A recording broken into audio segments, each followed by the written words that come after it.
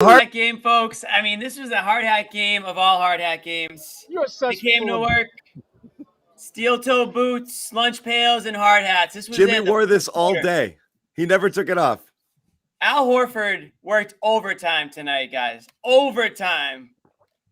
He ain't ready for retirement, man. He's working. He came to work tonight. It's like Tom Brady shit with Al. He legit looks younger than he did a few years ago. 42 method. Yo, this was Al Horford from Florida. Good, Al Horford.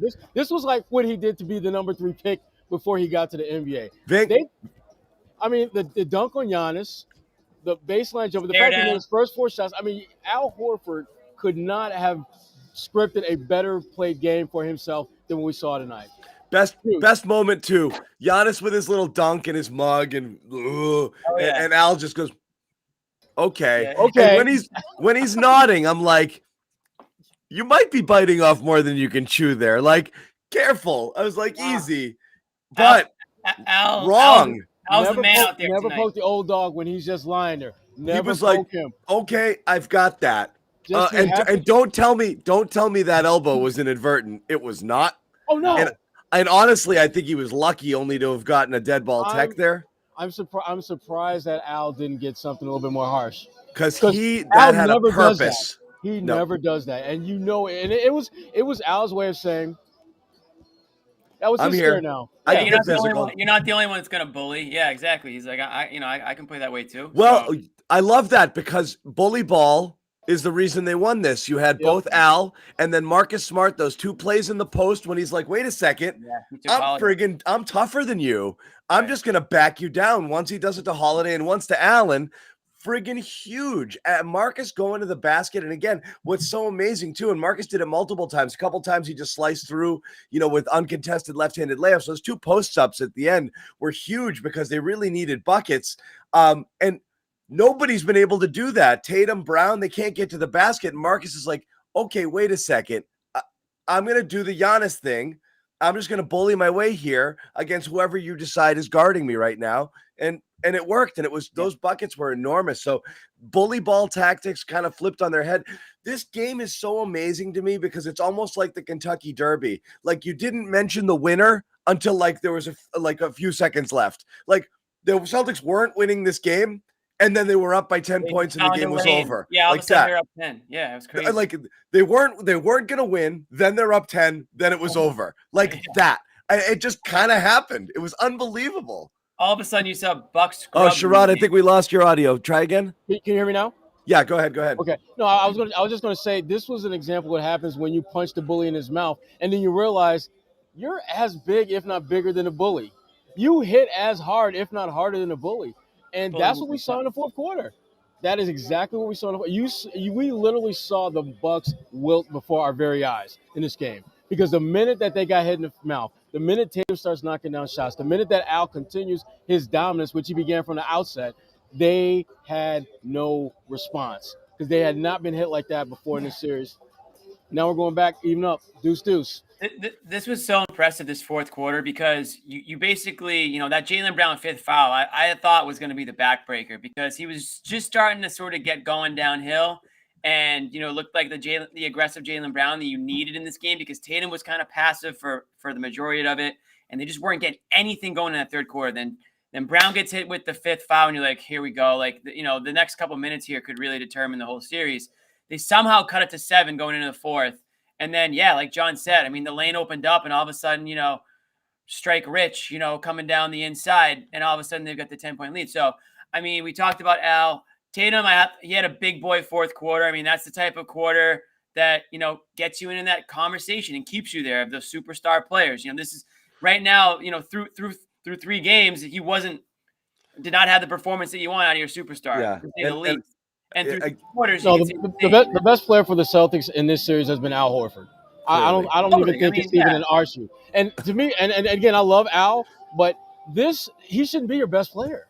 No disrespect to Al, who's playing amazingly awesome, but Tatum has to be better if they're going to close this thing out. Al has done his part. He's literally giving it's 2-2, but you really should be up 3-1 when you look at the game, that game that they lost the other night, the way Al played. You should have won that game. But again, Tatum has to be better. But give him props, as Jimmy pointed out. he stepped up when it mattered most in this game. Which, and again, I know that wrist is still giving him problems. I know that with absolute certainty.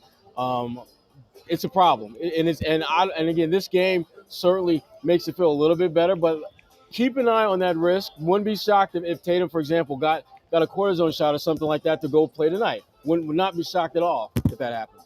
Yeah. It's amazing, and both of you guys have written game stories on Deadline before. And this was a tear up all the copy and start all over sort of game, because with the exception of Al playing well, it was, by the way, the Celtics wasted a good effort by Al Horford, but you would have gone in on Tatum for, again, just not turning in a superstar performance on a night where he needed to, coming off of his game 3 performance. And, Giannis seemingly kind of dictating, and asserting his will over the Celtics, just not getting enough contributions from people. Rob kind of out of nowhere not playing in this one, which was a total shock. And I know people would have been like, dude, man up here. Like, soreness is not, you're hurt or you're injured. You can't be probable for game 5 and not be able to play in game 4. Like, you just got to suit up and play 7, 8, 10 minutes if you have to. Again, I know it's a surgically reconstructed knee, but like all of that stuff was going in the wrong direction for them.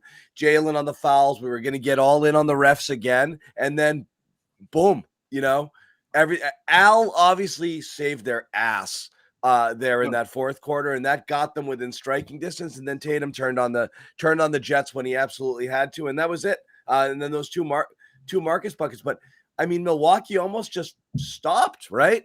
Like, it just, aside from the Celtics turned up the pressure. Defense was great, but they just stopped. It kind of felt like they were like, oh, wait a minute, they're starting to play a little bit. Oh, yes, shit. They weren't ready. The Celtics turned up the juice, and they were not ready for it. They weren't. Giannis was sucking air at the end. Yeah. I mean, Giannis was sucking wind. Absolutely. You know why? They're making his ass work harder than he has at any point in the series. Because he's got to play defense too. He's got to play defense too. He's the reason why Tatum was not more impactful at the start of the game, because he's sliding over there, filling it, basically playing kind of like the way Rob does defensively, kind of like that free safety type. And that wears on you, because we look at Rob, who does that. He plays that for what, 20, 25 minutes? Giannis got to do that shit for like 40, 45 minutes?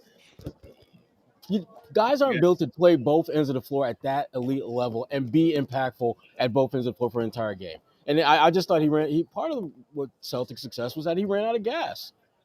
And this was another game, John. We were kind of texting about it. Like, as bad as it looked at points, it was like the Celtics were always in the game. It was like, how are they still in this game? How are they only down 7? How are they only down 8? How are they only down 5? How are they up? Like, how do they have the lead right now? Wait, how is it tied? It feels like that's been the whole series with the Bucks. It's like the Bucks can never capitalize, can never like push the Celtics far enough away where they're comfortable. The Celtics are always finding a way to claw back or keep it close, even when they're not playing good basketball. In all the games, in all the games. And then when they do go on that little run, you saw it in game 2 right off the bat. And then tonight you saw it in that fourth quarter. All of a sudden they go from down 7 to up 10. And it didn't take much time. And all of a sudden you're like, whoa, like when this team starts to click and when the shots fall and they play hard on both ends, that's it. Like no one's really able to compete with that. Right. The Celtics have probably played 4 good quarters this series, and they're 2-2. And that's what's so strange about it. This is almost the reverse of like what happened in the bubble against Miami a couple of years ago in the conference finals, where it felt like the Celtics had control of the game but couldn't put them away and then would just kind of fold late. And I know it's still only 2-2, but this could easily be 3-1 if the Celtics cashed in on a golden opportunity in game 3 there. But they're there the whole time. Milwaukee can't. We were talking about it on the thread again, and Bobby mentioned this, and Bobby and Josue will join us in a little bit. They're down there in Milwaukee as well with Sherrod. They don't have the firepower to put you away. It really feels like a one-man team there on offense. They got a couple threes late, but from Allen and Matthews, but they're just not getting. They just don't have the firepower right now to put you away without Middleton. And that's the point I was about to make, John. This is where you see the absence of Chris Middleton absolutely being a death blow to them. Because these are the moments that the way things were playing out in the fourth quarter where Al had it going. Those are the moments where Middleton has been so huge. He's been such a Celtics killer. He makes the big shots in those big moments, and you don't have anyone who can do that. Giannis is a great scorer, but he's not knocking down shots. He's not knocking down perimeter shots to loosen things up. And if you're making him work as hard as he has to work at both ends of the floor, he's not going to have that same vigor down the stretch. We saw that. He's still an incredible player, but down the stretch, there was a noticeable difference in his ability to attack defenses and get to the rim that, frankly, just wasn't nearly as impactful as it was through the first three quarters. Yep. And Drew Holiday, who I love as a player, I love Drew Holiday. But 5 for 22, 16 points, that's not going to get it done. That is not going to get it done. No. And he got bullied by Smart in the end. Jimmy, your hard hat beats my Celtics cap. Yeah. It's fair. It's fair. I'll take that any day of the week. Yeah. I mean, this isn't going away, boys. Every time they come to work, the hard hats come out. That's just what it comes down to. I'm going to need some new hardware. You are. I think, everyone we should start selling hard hats is what we should do. Oh my God. Oh, Jimmy. Hard hat merch. Nick, merch idea. Nick, okay. Nick. You can merch alert. Jimmy's gonna bill you for a meeting. For a brainstorm session. Expensive hard hats are. I actually, true story. I got this at the TD Garden. It's a legitimate hard hat. This will. I literally want to text Nick right now and just say merch alert, merch alert. Merch alert. We're selling hard hats for the next. I'm not gonna say next round. I'm gonna say for the next game because we know that there's going to be at least 2 more games to go here. We're definitely playing Wednesday night. We're definitely playing Friday night. Yeah, we should. Al and Bobby should be doing this game in front of a Horford jersey right now. If we're talking about doing it in front of Celtics swag. He's gonna step away for that post game interview. I may make him wear it to the next game. I may make him wear it. Oh man, hey, it's well deserved. I mean, people are trust me, Bobby's not the only one. People are rifling through their drawers looking for their Al Horford jerseys right now that they put away 3 years ago. But man, you might see a lot more Al Horford jerseys on Wednesday night at the TD Garden. I think they're going to be coming out. I just can't believe. I know we're all over the place because so much happened late here. I can't believe Marcus. It just with the confidence that he delivered those 2 buckets late. I mean, especially one of them with Holiday all over him. Holiday just backed the whole way down. Oh my God! He just backed Holiday down and just put up the little. He's just like, I am stronger than you. Yeah, I thought he was gonna do the little Westbrook after, but he didn't. Oh my God! All of it was incredible. I mean, that I'm so floored by those 2 possessions. They were so. I mean, because we've seen Marcus kind of do too much late in games. Like, I don't know if I want you with the ball in your hands. Something just felt calm about that. Like he was like, I got this. I'm getting in there and I'm going to do this. And it was like, I mean, I was just so blown away by those 2 buckets by Marcus late.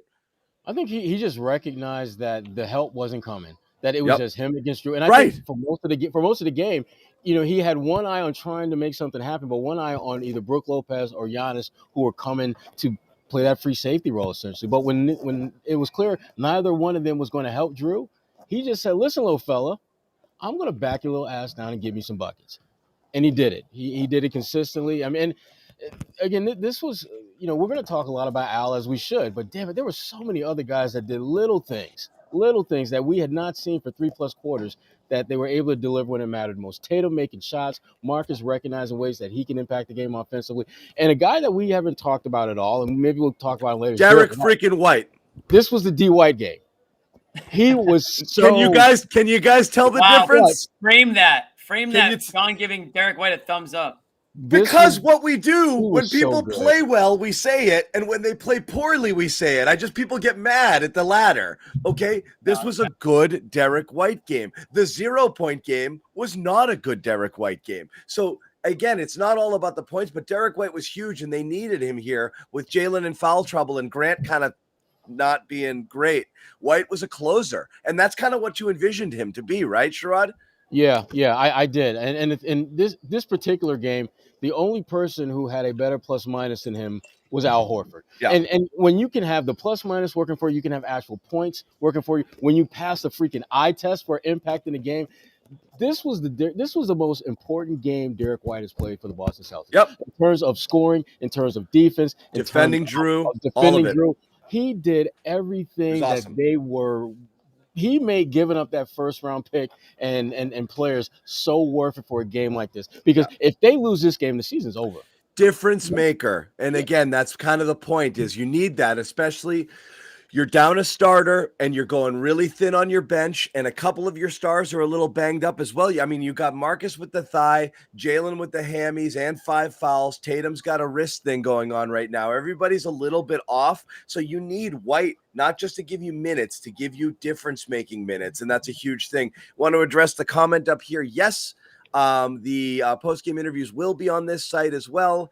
So you can definitely keep it here. Subscribe to our YouTube channel here on CLNS Media and our Celtics All Access channel, where we will deliver a lot of kind of analysis and clips and other things there that you can catch in addition to all of our Celtics podcasts. One thing I want to tell you about, I don't know that we need this right now, but I do want to mention one of our sponsors, calm.com. We always need it, John. It's always good. We're hyped up right now, so we can calm down just because we need to, we don't want our hearts to explode. We're gonna talk for a little bit here, and we've got the series still has games to go. So being calm isn't terrible, but we want to tell you. Exhale. Yep, we got a long way to go. We want to tell you about our sponsor, calm.com, the #1 sleep and meditation app for you right now. Go to calm.com/garden, receive 40% off a Calm premium subscription. This is worth it. We all actually use this. Jimmy swears by it.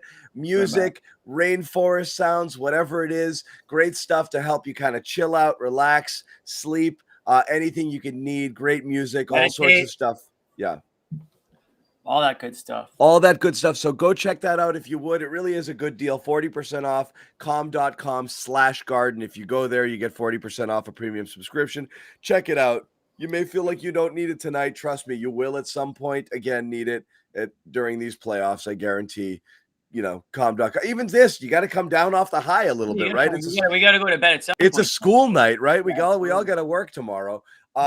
So again, Celtics beat the Bucks 116-108. The series is tied at 2 with Game 5 at the Garden on Wednesday. Bobby Manning and Josue Pavon, as well as Sherrod Blakely, are all in Milwaukee right now. Bobby and Josue are in there, getting the goods, getting the dirt, getting interviews. I'm curious what comes out of Bud's presser tonight. He's gotten really salty lately. You know what?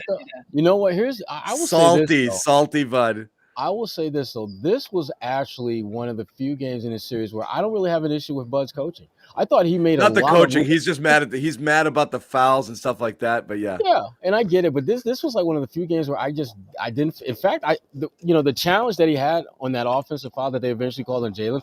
I think Jimmy pointed out earlier. I thought that was going to be a game changer. I thought that was going to be the point in the game when Milwaukee would just go on their run. And they originally called a blocking foul on Drew, but they called the foul on Jalen instead.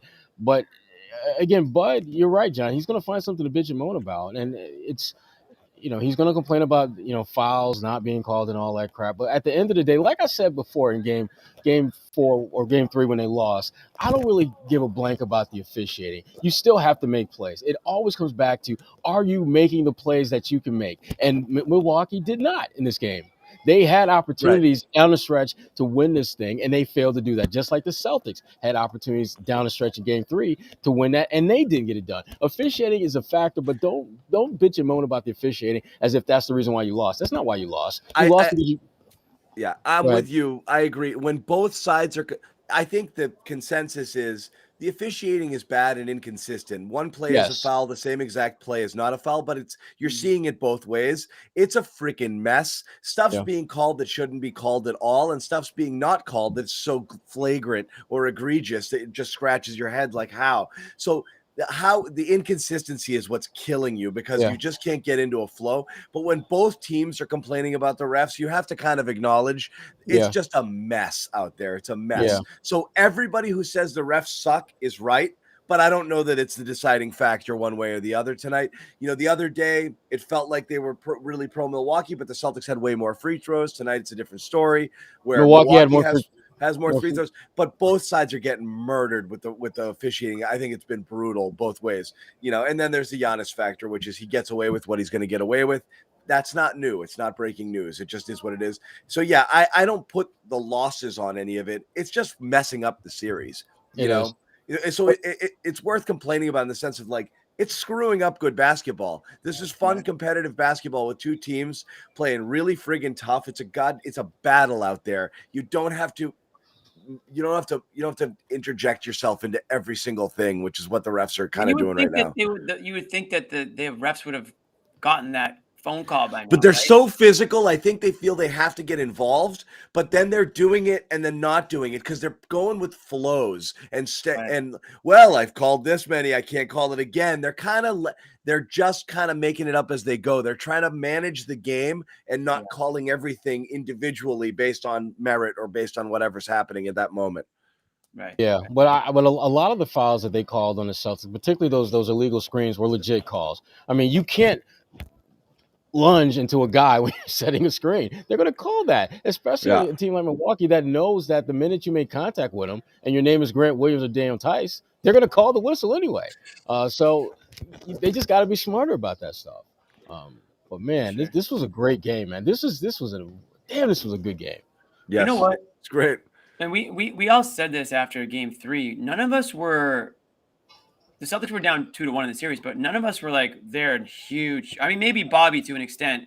He was a little bit more worried than we were, but I think we all thought that the Celtics were capable of taking at least one game. Bobby needs calm. In Milwaukee. He really needs calm. He needs like if there was an IV calm, Bobby I would absolutely get him the syringes and prick him for that shit. He needs a calm drip.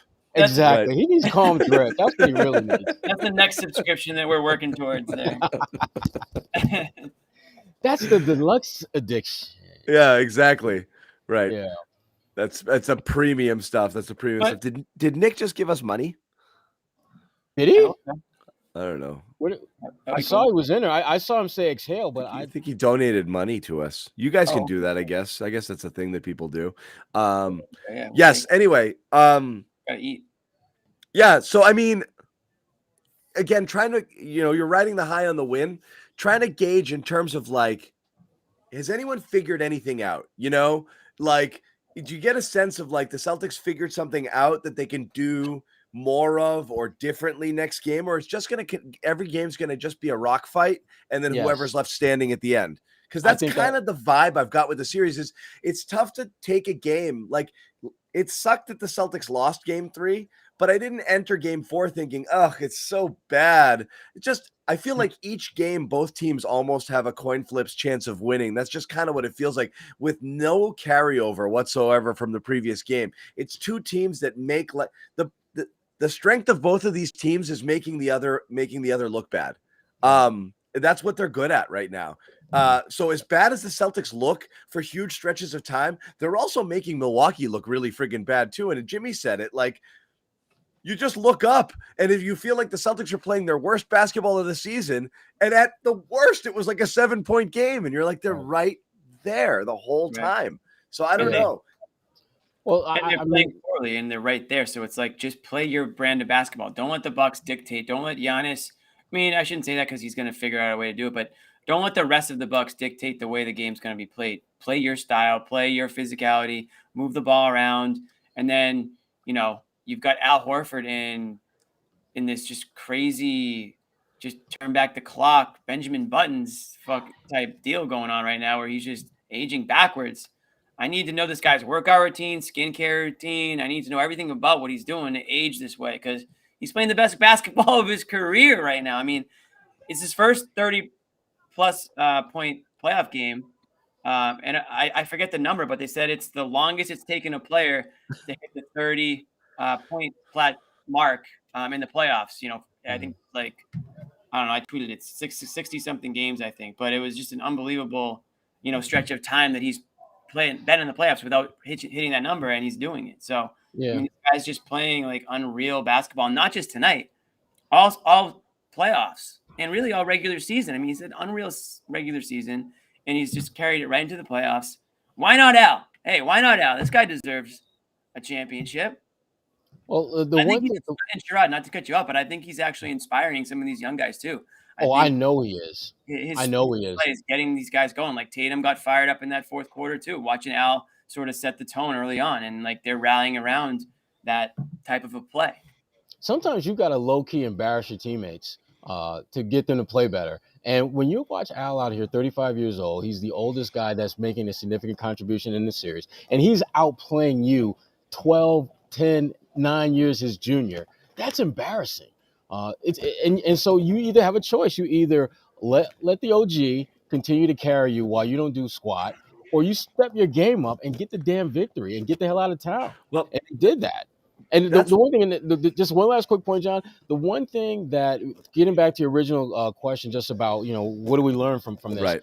In-game adjustments are absolutely critical in this series, because there's nothing that you're going to do in your preparation that's going to adequately prepare you for what's going to happen on this floor. That has been the difference, I think, in every single game. One team made subtle adjustments, and they weren't major, but they were noticeable. Like, for example, remember early on, all the Celtics did was shoot threes and try to go to the basket every now and then. And then all of a sudden, they started looking at the mid-range. Jalen Brown starts shooting from the elbow. Al Horford, dribble drive, kick to Al, shooting from the free throw line. They started taking advantage of that mid-range real estate. And we've been talking about that since the early going, is you have to do it. And what was frustrating is Tatum did get to better spots today, just didn't hit makeable shots. And it was starting to get really frustrating, because that was like what early season Tatum was doing, was he was getting his shots, he just weren't going in, and he wasn't finishing around the basket very well. Again, he gave up one or two layups, which drive me freaking crazy, which I don't want to see. But I felt like to answer my own question, I do feel like he started to figure a little something out. It didn't all drop for him, but it was definitely, after 3 games of him, and I know one of them was a 30-point game, I do feel like he did start to kind of move in a direction of like, this is what I'm going to probably need to do to be able to score here. Still not a perfectly clean game. One time there was a turnover and he didn't get back on D again. Like, he's got to clean some of that stuff up, but I think he inched a little bit in the right direction. I had to clear up my Al Horford stat. Yeah. Al Horford's 131 career playoff games before his first 30-point outing are 41 more than any other player in NBA history. Clifford Robinson, 90 games before his. Yeah. So 131 playoff games Al Horford has been in over his career. His first 30-plus point game tonight. And honestly, looked like a freaking boss out there. Good point by Fuzzy here. Both games the Celtics won were games that they were missing a starter. It's just a bizarre series that's really been hard to figure. And when Sherrod, one thing I wanted to kind of piggyback on that you were saying, when you see Al going out there, whether it's embarrassing people or inspiring people, whatever it is, it really is amazing to me that this team played the way that they played in the first part of the season, with guys like Al and Marcus here to clearly lead by example. And to have Al, I don't think this was I think he snapped them out of it a little bit, which is like, this guy's going balls out here. But yeah, it just made me think, like, I don't know how this team ever got so far off track with the type of like hard-nosed veteran leaders that they have, lead by example sort of guys. And then just Al's just like, everyone said, just fountain of youth sort of stuff here. It's not just having a 30-point game and incredibly efficient shooting and the 3-point shot looking better and being more confident in it and going 11 for 14 in the field. It's this spryness, like when he had that dunk on Giannis, I think Van Gundy said, like, this isn't stuff we've seen from him ever. You just don't see him kind of do that sort of stuff. And of course he's dunked before and this and that, but it's like, he just looks, he looks incredible. I'm just really awestruck by it. He made a shot in the second half, and after he made it, I'm watching him go back up the court, and he's just trotting along, bouncing up and down. I'm like, wait a minute, Al's like happy. He looks like Al from Florida. He's amazing. If it's possible, his eyes are even more beautiful. Yeah, that's impossible, John. That's impossible. They're even more lustrous. You can't stare at him, or you'll get lost. He's like the anti-Medusa with those eyes. Oh my god. No, you know what? I ask Al questions like this. But he looks fit. He looks all right. Don't look right at him, or else you'll just be like, I forgot my question. I'm always nervous when Bobby interviews him in person. I'm like, is he just gonna lose himself in his eyes? Hey, Al, you played really well tonight. I was gonna ask you something, but Yeah. No, he was great. He was so good. And just again, giving him everything. I mean, the scoring, shots, rebound, his defense. This was the total package. Sherrod, he's physically must be feeling great, and I know over the years he's battled some lower body injuries and such, but you don't see or hear anything like that. His confidence must be at an all-time high right now. I mean, the way he's carrying himself out there in the court, just listen to him talk after the games, like he's in a good space, definitely. And I think he's leading a lot more by example than really anyone's ever maybe given him credit for. I think we all know that he does, but I think maybe this year, maybe more than ever, he's really embraced that role. And I think the guys gravitate towards, what he's doing out there and what he's able to give them off the court too. So I just think that he's just adding so much to them right now. He is, and he's become a matchup problem for Milwaukee. You better believe when they go back and look at the film, they're going to try to minimize his impact. And if you're Jason Tatum, that could be a good thing. If you're Jalen Brown, that could be a good thing because now all of a sudden you're one big who can stretch the floor. Now all of a sudden he becomes a bigger priority for them to try to galvanize. Because again, Al, I mean, most of the shots he took were open. Most of the shots he took were just literally taking what the defense was giving him. And if you're Milwaukee and you try to take some of that away, that's going to leave Tatum and Brown and Marcus Smart available to do more things. Yeah, with everything. I know Milwaukee does what they do, and they're trying to get you to shoot threes, and the Celtics fell into that trap in the first 3 games, and they're just shooting more threes than twos. And, obviously the game that they win is the game where they knock down a bunch of them. But, again, you got to take advantage of what they're giving you, whether it's certain matchups or the drop coverage, which is going to allow you to take those little pull-ups or those floaters or whatever it is there. They just got to figure out a way to kind of, exploit it a little bit better. And that's what I'm wondering if maybe there was a little bit more of that tonight. And I want to look a little deeper into some of the numbers to see where some of the stuff came from. But I mean, the whole thing I'm just floored by. This was a dead ass team when they were down 7 in the third quarter. I was like, I'm not seeing where this is going to come from here.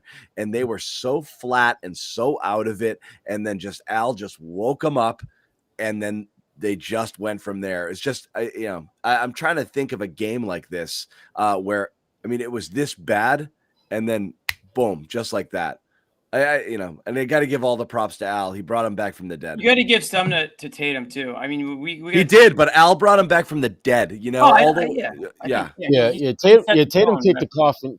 Tatum kicked the coffin doors open, but they were 6 feet. They were 5.5 feet deep before Al just started climbing and pulling them out of the grave. Al was doing it before the fourth quarter too. I mean, he was doing everything he could to keep these guys in it, and so you got to give him credit for that. I just thought that we were all screaming at our TVs, and I'm sure people were tweeting, "Need Tatum now! Need Tatum now! Any minute now!" You got to get a little bit more aggressive and try to take over in some capacity. And I think that he did that in the fourth quarter. Now, I'm not saying Al obviously didn't. I mean, Al had the biggest fourth quarter of them all, but Tatum was right behind him, and those were the two guys. Like you mentioned, John Smart had a couple of cameos towards the end there, but it was a 2-man game in that fourth quarter, and they just did what they had to do. So I got to give. We've talked about Tatum bordering on this line of superstardom and whatnot, and this is the type of performance that keeps you in that conversation. Other than just sort of. If he continued on in that same way the first half went, then we're criticizing him like crazy tonight. He's the story of the game. Sherrod said it in game 3. Tatum sucked ass all game, and all you needed was for him to be Jason Tatum for 3 or 4 minutes, 5 minutes, whatever. And that 5 Tatum, give me 5 minutes, and we got it. And that's it. And they would have had game 3. He did it tonight. That was the difference. I think, John, to your point, I think the way this team is built, you can win a lot of games with him being great for 5 minutes. Right. And if he's because you're going to make life so hard on the other team, it's going to be hard for them to separate. Even when you're doing everything wrong and your offense is a mess and you can't get into any flow and your stars are slumping, you're always in the game as long as you're playing defense. And again, he may stressed it early on. If we do this, we're good, man. Move the ball, play defense. We're going to be in every single game, if not dominate these games when we execute. Let's bring in Bobby Manning for the Daniel Tice report from Milwaukee here. Bobby, don't touch anything. What's going on? Hands off my stream, pal. What's going on? I know you were listening to some of the interviews. What's the vibe down there? Yeah, we'll get to the tight stuff at the end, but we gotta get Al Horford's moment resonate for at least. Show it to me. Show it to me, Bobby. Is it under there? Yeah, what do you got? It's hanging up back home, and it's gonna hang up. 42. It's gonna hang up time, and this is. It's gonna be a case. It's gonna be a case when Bobby gets back. Watch. This is a beautiful moment. I mean, for his career. I mean, come on. John, where's the music? John, where's the music? Where's the music? He comes back, doubted, pretty much eliminated to the OKC Philadelphia stance, just trying to find his place here again. But it seemed like he had bigger visions on how he wanted to go, and he's allowed that to happen through preparation, through sustaining, through the best shape of his life this year. And he was obviously the key to the last series, has been the key to this series to this point, defensively in the first 2 games and now offensively these last 2. And you just think of this moment. They were down 10 with 2 minutes left to go in the third. From that point on, they outscored the Bucks by 20. Horford's running the ball into the half court, pulling up, taking all the shots that are available, and continuing to get stops on the other end. He's been the best. This series features Giannis, Holiday, Tatum, Brown, and Horford has been the best player. And think of that. And this is a moment that, depending on how this shakes out, is going to be in Celtics lore. I mean, he stole this game. He stole this game. He stole the series from the Bucks here. The Bucks were taking a 3-1 lead tonight, and he went out there and stole it. It's just legendary stuff from a player who I don't think most people looked at as legendary coming to Boston. Really good all-star level player. Some of the stuff that he's accomplished with a franchise that's had a lot of great players now, changing the culture, having phenomenal playoff runs now 3 times in his career. This one becoming the 3rd. It's amazing. I mean, this guy, probably my favorite Celtic ever, and I think endeared himself to a lot of Celtics fans around the world tonight. Oh man, there's no doubt that Al has played a great. There is a lot. I'm just gonna jump on one point. Al has been phenomenal, and he deserves all the credit, all the praise, all the adulation that he's getting. But Bobby, there's no way in hell that he's the best player in the series. He's the best Celtic. He's been the best player in the series. You were saying he is the best player. Really? What's the Greek guy's name again? Yeah, he held Giannis to, what was it, 8 of 18 right? Through the first 2 games. And I still think the numbers probably stand up pretty strong after this game. We'll have to get them when they update. But when he's guarded Giannis, no one's giving him a harder time. I mean, sure, Giannis is the best player in the series, but when Al, I know he's the best player, but for these 4 games, who's been the best? Yeah, when Al bodied him there with that dunk and then punched him in the face, at least symbolically, that was obviously a massive moment, and possibly series turning. I know, Bobby, there's a little hyperbole here with Celtics lore and X, Y, and Z. It's game 4 of a second round series. I'm saying depending on how this shakes out. It's a big game. What I will say is that dunk, when you're going to look back at like the glove slam, like Jason Varitek hitting A-Rod in the face with his glove is the moment that turned the Red Sox season around. You might look at these playoffs and that dunk on Giannis as that's going to be on a YouTube highlight reel. Depending on how deep the Celtics go, that's a real turning point moment. That a lesson in modesty here. Swinging this game and possibly swinging the series. Because while we weren't sure what was going to happen in this game, I think a lot of us agreed, and a lot of people I talked to agreed. The winner of this game feels like they would have the leg up on the series. Certainly Milwaukee up 3-1 would be commanding, but the Celtics winning this game and going back home and earning home court back would really feel like they'd be in good position here. And you have to feel a lot better about, obviously, their chances in the series after coming in here and taking that game. And that moment's going to be the one where we're like, that was it. That's what turned it. That's what turned the entire game, and that's what turned the series. And if you're the Celtics, you got to be feeling like, you know what? We basically got our asses kicked for 3-ish quarters. and getting down by double digits in the first quarter, being down fairly large in the third, and we won. I mean, we didn't just win; we went up by double digits in the fourth quarter after getting our ass kicked for 3+ quarters. If you're Boston, you're going home feeling not only good about your chances of winning this series, but of getting to the NBA Finals. I mean, you're taking these. This is the team that was the last team standing a year ago. There is a different kind of confidence that you build within yourself when you can take the champ out. Regardless of whether they're as good as they were the year before, it doesn't matter. They are the ones that went into the season with the crown, and you just snatched it from them.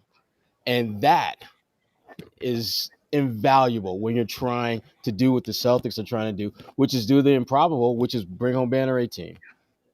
And he was mad, Al, in that presser after the last game. He talked about the lost opportunity of Game 3. Feeling like the Celtics could have possibly come out of here up 3-1 if, as you said, Sherrod, Tatum made a few plays and they were able to seal that out. He came out here intense, and you talk about that dunk, John. Just a moment, and you saw him in the third quarter, too, shaking his head. That intensity, Al's such a calm guy that when he shows that level of intensity, you know it has an impact.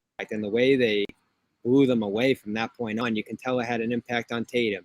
You can tell it had an impact on the way they guarded. Everything stemmed from Al here in this game. Credit to Udoka, who noticed the way the Bucks were guarding him, gave the Celtics an opportunity to swing the ball his way a lot more. He told Horford to be extra aggressive considering how the Bucks were guarding him. And it's going to continue to be there. Now, in terms of the consequences of this, like I said, John, they have to seal it out. They have to go on to win a championship for that to be the level of impact that this game has historically from Al.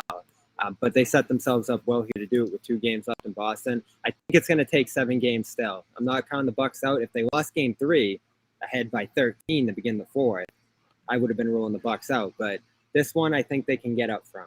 I think they'll still feel good about the way Giannis is playing, the way they got Connaughton, Allen, Matthews, some of those guys going. But underrated in this game, we want to swing it to Tatum.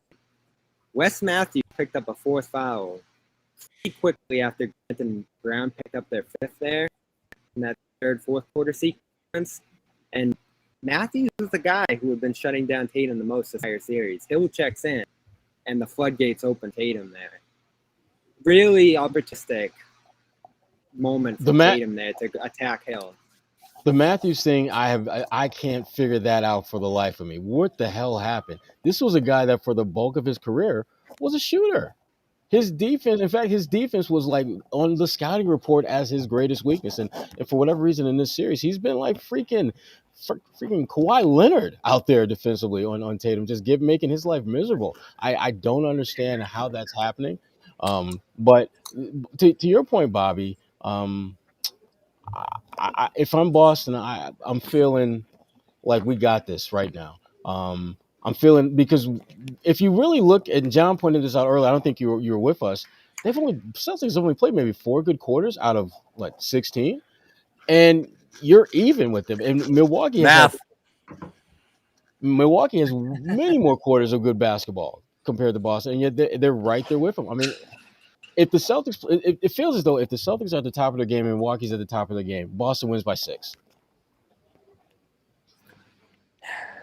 Yeah, and that's kind of what you're grappling with here, and I've been grappling with it the last year. Like, who's in a better position right now? It's really hard to tell.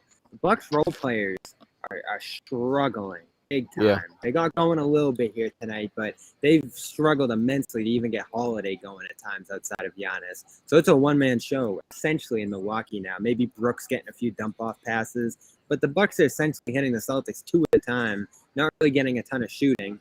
But their defense has been the better defense in my mind. It's close, but they've really given Tatum fits. Brown's been shut out for most of the series, save for a few moments here.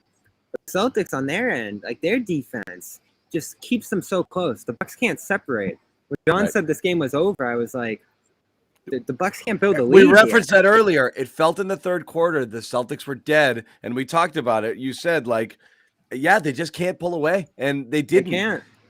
You know? So that's another thing working in the Celtics' favor. Horford, his presence and the role guys as a whole, I feel like Grant's been pretty good on the whole in this series. Smart stepped up in a big way tonight. It feels like the Celtics have better role players, surprisingly, through this series so far. And again, I think all those things considered, it's going to take this to Game 7, probably to the final minute, and it's like, who's going to make a play at that point? Bucks have the better player too in the series overall. Let me ask you this question, all of you though. I mean, we've talked about how amazingly awesome Al is, and he is. He has been that in this series, but he's also playing 40-ish minutes. Like tonight, I think he played north side of 41. How concerned are you guys about Al and logging all those minutes, particularly with games being every other day? I mean, they went short with everybody, Sherrod. So, I mean, 41, and no choice with Rob out, right? 41 Smart, 42 Horford, 42 Tatum, and obviously Brown 32 with the 5 fouls. You know, that he would have gone 40-plus minutes. D. White steps in for 34. I mean, you went short. You had an 8-man bench, and you only played Tice 11 and Pritchard 13. So that was it. And then Grant obviously they decided to go away from Grant late there in the fourth. Did he play at all in the fourth? I don't because of the foul trouble. So when Grant's not in there, you had no choice but to play. And again, I know, Bobby, we're not turning this into a Tice thing because it's not worth having much of a conversation. But he's borderline unplayable, and that's why he didn't play in the series. And they used him in a couple spots today, but obviously you had to. He made one play. I'm not comparing the two players, but it's basically become Cantor minutes, which is like, can I sneak a few of these in to give my guy a rest? And I wouldn't go that far. Again, I don't want to go down this hole. I'm saying in quality, they're very worried about Tice minutes, and they're really trying to limit them because they're worried what's going to happen when he's out there. So without Rob in there, Al has no choice but play 40. So to answer your question, Sherrod, yeah, I'm a little worried about it. Because. That's not a young in there. Exactly. Go ahead, Bobby. Here's the bigger deal with that, and this is what I was getting at pregame. I thought Tice could give them a little something just because of how comparable it would be to how Rob's played, which frankly has not been good. And I thought they maybe benefited a little bit by cutting out those Rob minutes entirely tonight. That might be a stretch, that might be an exaggeration, but he really struggled, got targeted on the defensive end. But two things are true here, though, Bobby. Two things are true. They've been better with Rob off the floor so far in this series. That's a fact. But statistically, and you could see it with your eyes, he's just not. He hasn't been right. Something's off with him. They're better with him off the court, but it's him versus Tice in the minutes that they are playing, and that's not a contest. The Rob minutes are going to be better than the Tice minutes. So yes, while they've been actually better putting in Grant in there or going just with wings and multiple guards and those types of lineups with only Al as the primary big, the Tice minutes are just bad. So Rob's just got to play better. Answer here you could start to question whether he's worth starting and whether you want to stay double big. I mean, two games ago, he pulled Rob a 4-minute mark in for Grant, and that wasn't because Rob was brutal. They just realized we need some shooting out here. I don't like how the offense is looking. So I don't know if that's the thing that they go back to. It wouldn't be stunning to watch Rob come off the bench here. And that's where I think this is going. I don't think it's a terrible thing. No, and you can put it under the category of, we're just trying to ease him back into the flow, so it's easier to manage his minutes if he's coming off the bench versus starting. It's an easy sell to Rob. It's an easy sell to the team. And to be honest, I agree with you guys. It may very well be the best thing for them going forward in this particular series. Yeah, it's a matchup thing. This is the time of the year your ego's got to go aside. Brad and Gerald Green off the bench. We tell that story over and over again, and lineups have to change, adjustments have to be made. In this series, it's not a rough series. And listen, I don't think they kept I don't think it wouldn't be a Rob series if he was right. I just don't think it's something. Yeah, something's not right. Yeah, Jimmy, what do you think? Obviously, something's not right because he missed the game. Yeah, Jimmy, what are your thoughts? Well, on the Al stuff, I mean, yeah, if he's going to play 42 minutes a game or whatever it is, then yeah, that's going to be concerning. But I have no reason to believe that he can't continue to play at a high minutes mark. I mean, I think that he knows how important this is for his career right now. I mean, he's certainly not asking to be out. I know that right now it's tough as hell guarding Giannis. I can't imagine it getting any harder. So he's leaving it out there, and he's playing at an extremely high level. So I'm not going to sit here and say, oh, he needs to sit for 8 more minutes on the bench, or he's playing too much, because he's one of their best players right now. Like you got to get as much out of him as you can. They're thin at that position. We just talked about Tice, and how he hasn't really been the answer this series. Rob, we know, is obviously dealing with some pain right now. I can't imagine missing one of these games for a little bit of pain, but I guess it's a lot of pain. So hopefully that he can be back for Game 5, just because, like you said, John, they need minutes to go around, and a mediocre Rob is going to be better than a mediocre Tice. So you'll certainly take that. But I think it's a Horford Grant series the rest of the way. Grant obviously got dinged up with the fouls early tonight, so he couldn't really be himself out there. But I mean, I just think that they're going to go with exactly what they've been going with, because they've, again, we've talked about it. Even when they're trailing in these games, like, all they need to do is just play a little bit of a good string of basketball, and they get right back in. And it's those guys, the shooters. Horford's been hitting his shots. Grant's been hitting his shots. You got to get those guys that can stretch the floor and hit those threes that the Bucks are letting them take. I mean, that was one of the things that apparently the Bucks said they were going to do, is allow the Celtics to take these outside shots to some extent. And the Celtics credit, they're making them pay when they need to. Mid-rangers too, big deal.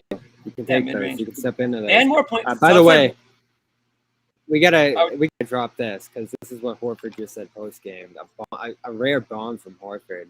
He said the moment we were talking about there in the third quarter, where he was shaking his head at Giannis and included the dunk and everything else that happened there in the fifth. He said he was looking at me, and the way he was going about things, it didn't sit right with me. And yeah, that sort of flipped the switch at that moment. Let's go. That's right. I mean, you cannot kick the old dog when he's down, because you know he's still got bite in him. He's got pride, man. He's a man out there. He's not going to let somebody just go out there and do what the hell he wants. Well, that's the thing. Al is the last guy you should be trying to do that to. The last guy. But I didn't even get it, because they didn't have beef. It wasn't something. Al didn't do anything to him. I actually thought it was uncalled. I don't mind that stuff. I thought it was uncalled for, and not because it's like, oh, I'm pro Celtics versus. I'm like, what is he going at this guy for? Like, it's not like I've got, in your face, dude. It just seemed like low class ish, Celtics like, it's one thing to flex going down the court. It's another to go right in the guy's face there. Like, I didn't quite get it. There's a professional courtesy when you're playing against a guy like Al. He's not a dirty player. You usually respect guys like Al Horford. So it was an odd choice by Giannis. Yeah. Josue was just in on that as well, Smart, so he'll be coming out with some more on that. I'm gonna check in with Tatum here, and we'll flip in and out. Okay. You know what, John? It's pretty clear to me the Celtics players, they have a problem with Giannis. And maybe it's the physicality, maybe it's the fact that they think he's getting away with a lot. But Jalen Brown had a problem with Giannis tonight. Marcus Smart had a problem with Giannis tonight. Al Horford had a problem with Giannis tonight. So, they want to make Giannis out to be this angel. Guess what? These guys have a problem with him. They don't want some guy going out there thinking that he can just run train all over the court and just do whatever the hell he wants up and down the court. So, yeah, they have some pride. They're gonna be fighting back, and in a game that's as physical as it's been, like, you're bound to get some, tempers are gonna be flaring a bit. So I was glad to see it. I mean, like Sherrod said, you can't do that to the old dog. You know that that fire is in there. You just, congratulations to Bobby for leaving and not ending the stream too. I want to say thank you to them. Yeah, Al, I'm just gonna go. Boop. Bye bye. His text is funny too. No, Giannis, I didn't understand it. If for no other reason, you're in control of the game. The last thing you should want to do is give them any type of galvanizing moment to build off of and play with a harder edge and play with more focus and try to get back at you. And they did that. And of all the guys on the team, Al is the last one that you should try to get fired up, because he's so calm most of the time. When he flips that switch, he becomes pretty damn special. And the fact that you guys weren't guarding him, he's going to make you pay. And then when you do guard him, he's going to dunk on you. And if you're just so happen to be the guy that was mean mugging him, he's going to smack you in the face. Mm-hmm. Yeah. And again, a lot of people saying here, like, that's how Giannis gets himself fired up. He does that. He mugs. He flexes. I was surprised he did it on Al. That's all. Well, yeah, I mean, he does that, but it's one thing to do that towards your fans. It's one thing to do that. I was towards your surprised bench. he did it in But Al's face. He did it in his face. And But whatever, that's the consequences. And I'm glad the Celtics, Right. again, the that's fine. That's part of his thing. He mugs, he does that stuff. He gets himself pumped up. That's great. I mean, and I love Giannis. I really do. Then prepare to get elbowed in the face and get. I love dunked him, on. but then he got elbowed in the face, and friggin', Yeah. you know, he had his soul taken away by a 35-year-old man. So that's fine. You know, I guess it goes both ways. But like I said, I love Giannis. I really do. And I love that stuff. I was surprised he directed it at Al. I was a little worried when Al kind of nodded because I was like, that's a big dog you're going after. And he friggin' did it. And that's what makes it so great. It's like everybody watching at home, like Al Horford's like, yeah, I'm going to get you, is thinking, no, he's not. And he did. That's the best part about it, you know? Well, we weren't the only ones that were surprised to see that. The officials were as well, which is why he got the tag. He got him. Which is why I got the tag. Yeah. So I love it. I love it. Because like I said, you're an impartial fan who's not, you know, a Celtics fan watching it is like, okay, he made Al mad. Everybody outside of Milwaukee, Boston is watching that is thinking, oh, poor Al Horford. He's going to get, you know, he doesn't want to pick a fight with this guy. And he did. And he won it. And he did, and he won. It's amazing. Yeah. It's amazing. The old steer. Sometimes the old steer gets one over the young buck. You know, that's just the way it works. So that was tonight. Really good one, Jimmy. You should write. That's done. That's the first line of the Jimmy Toscano column he's not going to write tonight. Yep. Sometimes. But if I was steer gets the old buck. Send. Hey, Sherrod, is that not a lead or is that not a lead? That is an LEDE lead. That's it. Yeah, lead. It's lead. That's a lead lead. But hey, I'll let somebody else. All right, Jimmy, you can end the stream on that one. Well done. If you say something good enough, you can just end the stream. Give everybody that right. Mic drop. It's your walk-off mic drop. Oh man. We didn't get into it a ton, but let's get into some of the Derrick White minutes. We've been critical of him, and we wanted to see more of him. And Sherrod, you touched on it a little, but you know, go a little bit deeper. I'll take this D White every single night, and you can have the draft picks. This was the best I've seen him play in meaningful game, meaningful minutes, where there was something of significant value at stake. This was a great game by him. And it wasn't just the fact that he was scoring. It's the fact that he was confident. I didn't cringe not a single time when he took a shot tonight. And I don't know if I've had that feeling with him when he shoots. And he was so confident with every shot. This is the Derrick White that if they're going to get to the NBA Finals, they're going to need to see a lot of. They're going to need this guy because right now this series has shown us, and maybe it's just a matchup, I'm not sure what's going on, but Peyton Pritchard is not giving you anything. He has been just a notch or two above unplayable at this point. Pretty close. And it's sad because there was an opportunity he had in this game where I think the Celtics were up. Yeah, they were up by 1. Tatum drives, kicks to him for what could be a 3-pointer that would make it a 4-point game and really put Milwaukee in their backs. He misses the shot, go the other way. I think Pat Connaughton nailed the 3. Milwaukee's up by 2. And that sequence should never happen. Your job, if you're him, is to make open shots. You're one of the best players on this team in terms of shot making. And when your best player puts you in position to take open shots, you got to cash those in. He's got to be better. But give Derrick White all the credit in the world. His defense was on point, scoring, driving. And he's one of the better players at Ashley Down. I think about it, getting into that mid-range real estate. That's his game.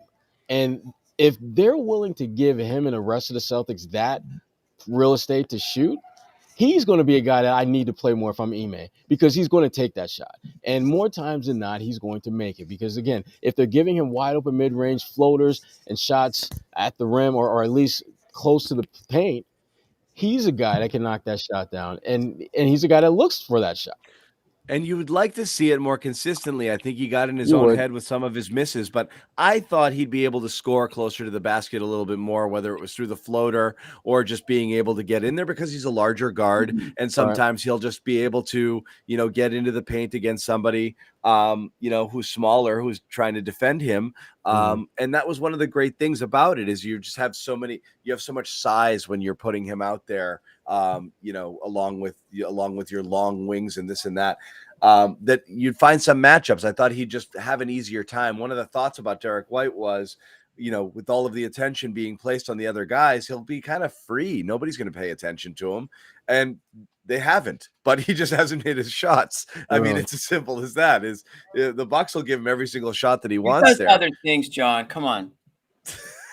Don't get started. Don't get us started again. I hate Jimmy. You don't know ball. How many Celtics fans are pissed when Derrick White scores because they can't use the old? He does other things. He doesn't need to score. He didn't. I liked it better when he didn't score. I liked it when I could actually you. That was good. What did you guys think of Jalen? In addition to the fouls, some people in the comments here are talking about looking not himself. And slightly off, or I don't know. Yeah. I mean, what are your thoughts just on Jalen right now? And, whether he's dealing with the hamstring, whether he, like Tatum, is a little bit flustered by the Bucks, trying to figure out exactly how to get his points and, where it's coming from. I don't know what's going on fully. He wasn't bad. He just wasn't. And again, a lot of it had to do with fouls. He had to deal with that stuff all game long too. But yeah, I mean, just your general thoughts. In game 3, I thought he didn't look as explosive as we've seen him before. I mean, it really did feel as though that game, that hammy might have been bothering him a little bit, or he was maybe being a little conscious of the hamstring. But tonight, I thought it was a foul trouble. I thought he came out looking like himself. But the foul trouble, I think, really it got in his head. He couldn't defend the way he wanted to. He couldn't attack because the way Milwaukee defends him, he does because he likes to dribble, drive, and attack. It puts him in position to potentially pick up offensive fouls. So I thought he was very much inside his head after he got into foul trouble and never got into any kind of flow. And I think the fouls, more than his health, was why that was the case tonight. But game 3, though, I with you, John. I didn't think he looked good health-wise. I thought that there was a gear that he has normally shifts into that he never seemed like he even attempted to take his game to that level. He doesn't look as athletic right now. It worries me a little bit. Doc Flynn, one of our friends, Dr. Jessica Flynn, was commenting after the game, and she thought he looked pretty stiff. And was like, I hope he's all right. He does not look right right now. And again, this is what, orthopedic doctors and orthopedic surgeons do. They can kind of tell based on your movement and your gait, like how you're feeling here. And she just said he looked stiff. To the layperson's eye, he does look like he's not as explosive right now. And because of that, you hold back a little bit because you're always afraid, is this going to be, the one that, the last step I take before this thing friggin', grabs and I have to limp off the court, And he still went up hard to the hoop when he got pissed at Giannis for the foul that Giannis kind of committed on him there. He still went up hard. He was planning on throwing that down. My concern is on the defensive end. They're switching Giannis onto him, and he just can't defend Giannis. I mean, really, no offense to him, but especially if they're hunting that matchup. Exactly. I mean, especially if he's a little hampered. He's already at a disadvantage, and now he's got Giannis coming at him with that physicality there. There's only so much he can do. So that's definitely something that you can see the Bucks doing, and it got him into trouble tonight. And like we said, Sherrod, I mean, that 5th foul was almost a killer there. I mean, it definitely took him out of his game offensively. I mean, they didn't even put him in until I think the 6-minute mark or something like that, close to the 4th quarter. And I'm not seeing anything that's like, oh my God, this guy is, going to miss the next game level of discomfort. But certainly you can see at points that he might be thinking about it a little bit out there. They're going to need him. They're going to need him to get back. I don't know. It's really not the type of injury that heals, while you're trying to play through it, certainly. So I might be something that he has to deal with to some extent as we move forward. Now, I don't know, I don't want to look too far ahead. If they are going to move on into the next round, I don't know if there will be a extended period of time there. He will be able to get a little extra rest, but either way, it's something he's going to probably have to play through.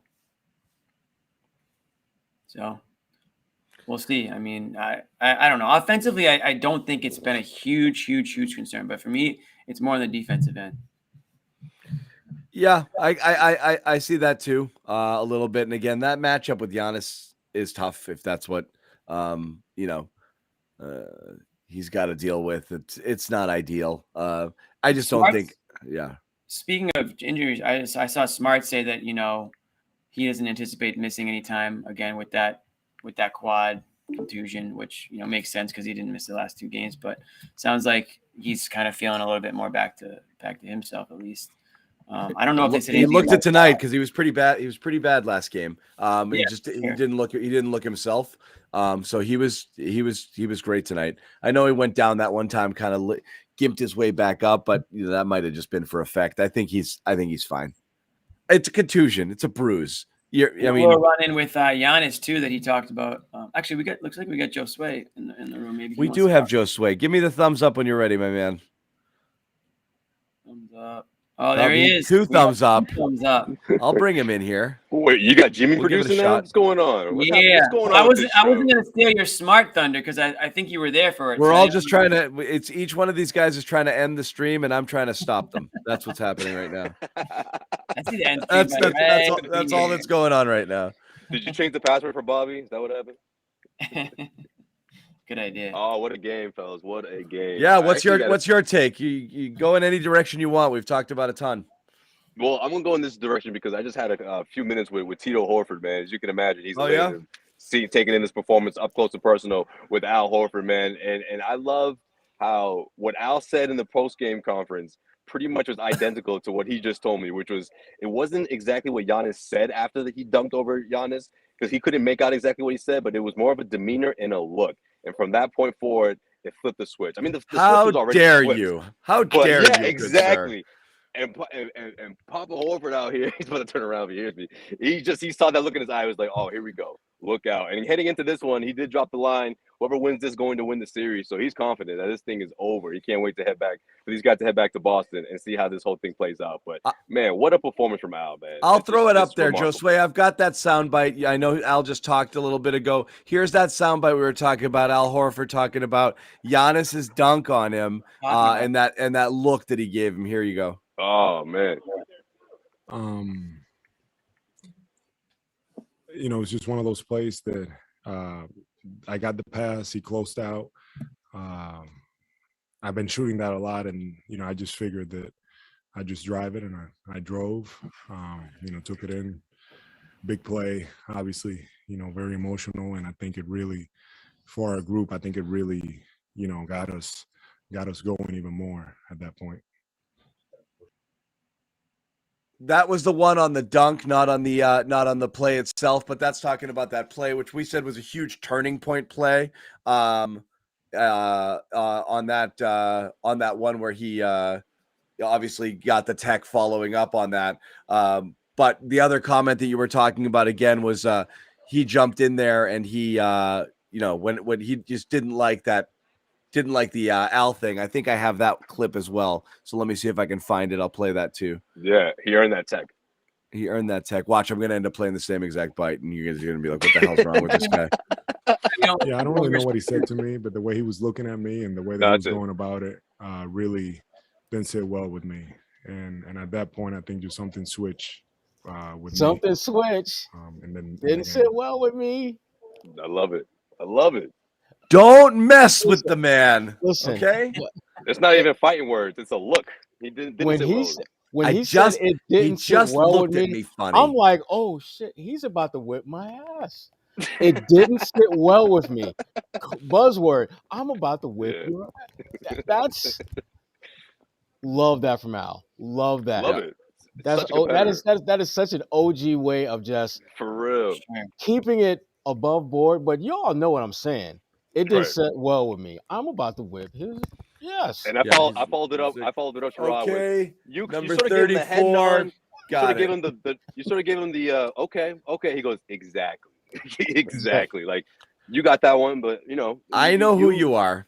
Noted. That's technical foul, but we're gonna finish this thing out now. Like, I'm that was a crap technical foul call too. But anyway, Oh, it's worth it. You take that. No, I'm saying on Giannis. Give me a break, but yeah. Oh yeah, right.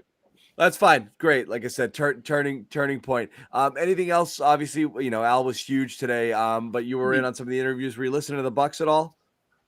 I did not. No, I stayed with the Celtics side. There were guys were coming in and out. As soon as I was heading out, Tatum was coming down the hallway, so Bobby was able to Would Smart have anything to say?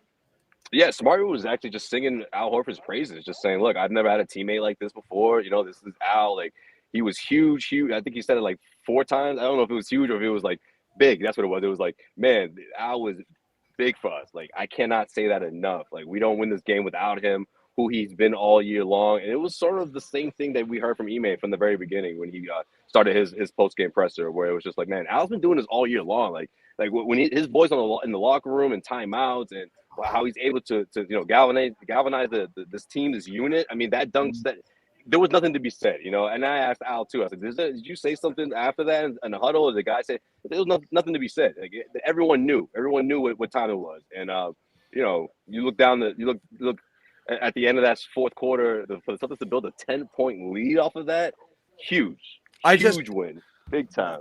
That's what we were talking about, Josue, is like none of us could fathom that this game went from like the Celtics looking like they were definitely going to lose to they were up 10. And it just happened, And again, Al gets a ton of that. Jimmy was talking Tatum, a couple really big buckets from Smart there. Just enough, and that's, again, just talking about the difference between, this Celtics team versus old Celtics teams. Like, and we're talking about last year's team, the beginning of this season is like, these are games the Celtics would be on the other side of. They do enough to have a lead. They can't put a team away, and then they just have a game taken from them. Celtics just took this game from Milwaukee. This has to feel awful if you're the Bucks.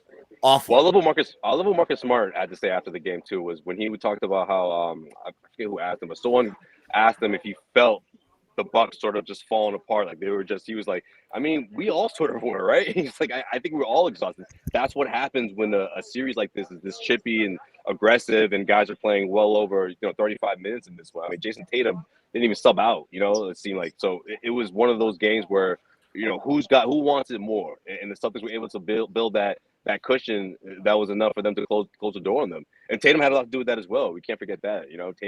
Tatum kept grinding out there, kept looking for his offense, kept reading the defense pretty much. It seemed like he was just very patient. Whereas in that first quarter, it just seemed like he was not rushing things, but just sort of trying to find his spots quickly. I guess I don't know. I felt like it took him a while to really settle in, and that didn't happen until the second half, in my opinion.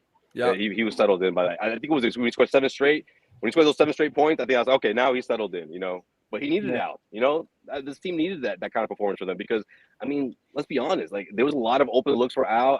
I feel like the Bucks were so focused on, the top 2 featured players that he sort of had that leeway. I mean, Brook Lopez wasn't going to chase him out there in the perimeter. And if he wants to bang down low, I mean, that's Al's capable of doing that as well. But, man, this was some another quote that stood out to me was when someone asked him, actually, I think it was Windhorst. He was like, Al, could you have done this 5 years ago, 4 or 5 years ago? And Al laughed. He was just like, you know what, man? It maybe probably not. Maybe this is that old man strength that just takes over where, years of experience. And there isn't one player that comes that's remotely close of, having as many playoff games as Al, over 110 playoff games throughout his career. I mean, it was sort of his natural instincts taking over on top of this team chemistry that's been built for, months leading into this. Mm-hmm. But it's everything right there, man. All right, yeah, I'm gonna see y'all later. Yeah, peace, bro. All right, end the stream. Just go ahead and end it. We're done. Is end this one? Is that where we hit? Yeah. See you, man. You just hit end stream, and then you go, and then you make a weird face. So just in terms of looks like the Horford's filing out now. Are you talking to people that aren't on this show right now? No, I'm saying to you guys. Do you got a guess? Because I brought Grant Williams on the show. Who do you got? You got somebody? No. As soon as I dropped, as soon as I said the Horfords are headed out, like they all turned around. It's kind of hard. I'm just like, oh yeah, I'm talking about you guys. But no, just bring one of them out. We'll take any Horford. We'll take any Horford will do. Man. I had Tito for a few minutes. Tito did another interview for the local news here. So man, this is old stomping grounds. I know. No, Tito's true. good. True that. Tito's that guy out here. Yeah, all good stuff. You mentioned Tatum. Do you feel like he figured anything out in terms of, because again, we talked about it already, but it wasn't looking good. It wasn't. He was missing shots he should make. He was still passing up decent shots.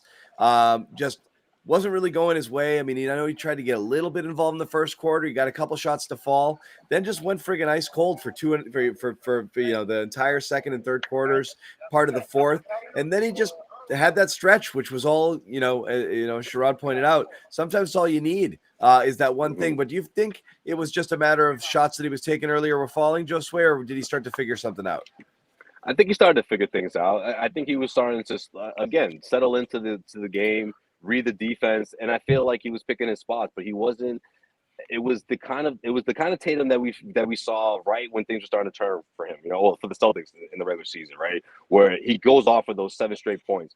But it isn't as if like he feels like the need to keep doing that. He continues to play defense, continue to do other things, continue to find guys, find open shots. Even at the end of that third quarter, I mean, if he really wanted to, and maybe 3 months ago, he does the ISO Tatum, everyone clear out, I got this. But no, he dished off a pass in the corner for 3. Did it fall down? No. But I just, again, that's an example of his maturity at this point.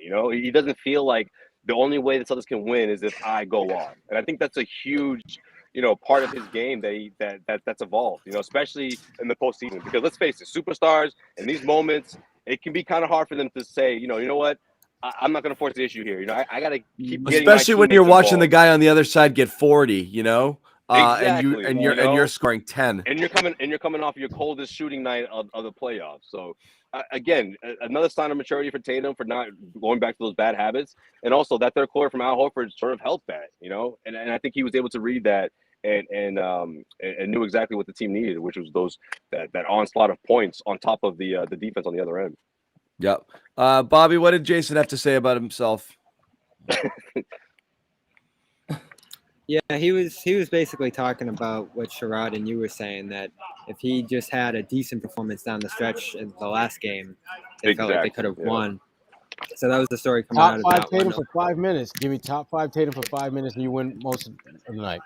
Yeah, and the frustration of the team coming out of that one said it showed the toughness, how much they wanted this one coming back in. But it didn't start great. Like we've talked a lot about the end of the game, second half, but that first quarter was a disaster. Everything that went wrong could have. But again, the Bucks can't even separate in that moment, and that's becoming a real concern if you're Milwaukee. Last game, Tatum scores 10 points. You can't build any more than a 2-point victory in that game. And then in this one, he's off for the whole game. The biggest lead they had, 11. So the Celtics were always right there, and Tatum said the message going into the fourth was, we did so bad to this point, and we're still in the game, so we might as well give it one more quarter here and see where it goes. And ultimately, they got one good quarter tonight, and that was enough. But you also just see the floor that this defense gives them. I mean, between the end of the third, start of the fourth, Bucks shot 1 for 8. That was when Brown went out of the game, Grant went out of the game, and I said, even when those guys hit foul trouble, this team can still play defense deep into its roster, whether it's White out there, and White held opponents 0 for 12 shooting tonight. A huge game from White. You had other guys out there defending Smart. Ultimately, they went smaller with Pritchard and still defended, and then they got Brown back in there and still defended. So they can defend throughout the different D. White lineups. closed it out instead of two bigger bodies without Grant really playing in that fourth quarter. So that 3-guard lineup. I was telling Bobby, I'm like, how long did you go with this? Like, I get they're hot right now, but you guys I'm are surprised bringing in Jalen soon. Yeah. You talk about Ime and adjustments. I'm surprised. I thought Grant was going to be coming into that game, and he didn't, and that ended up being the right call. We didn't play well, and White did. I was talking great. to Josue. Yeah, I was talking to Josue in the second half, and he was like, "Oh, they're going at White a little bit," and I was like, "He's holding up out there."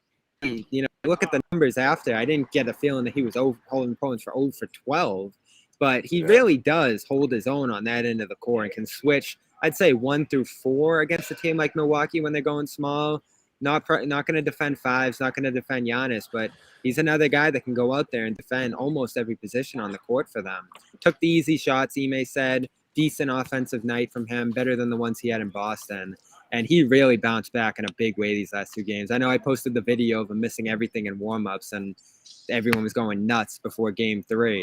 But Ime said, just like I said, Ime said, it's not all about the offense here. There's a lot of other stuff. We know. Yes, we know. But it's some offense is nice as well. What did you guys think of the job?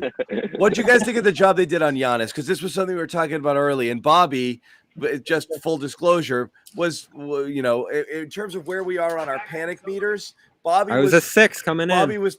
You might have been pinned. I said this morning I was at a 6. All right, but and part of the thing. I am petrified of Giannis. This is exactly. Oh yeah, coming into the series, I was terrified. But part of the thing was, I think Giannis might just prevent the Celtics from winning for the next 10 years. These were all things that were said. These were all pretty things much said.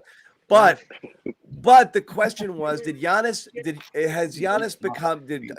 unlock something last game where the Celtics held him at bay for the first couple and only came away with a split, and Giannis kind of figured it out, and now he was just going to take it, do what he did in the finals last year, just will the Bucks to victory.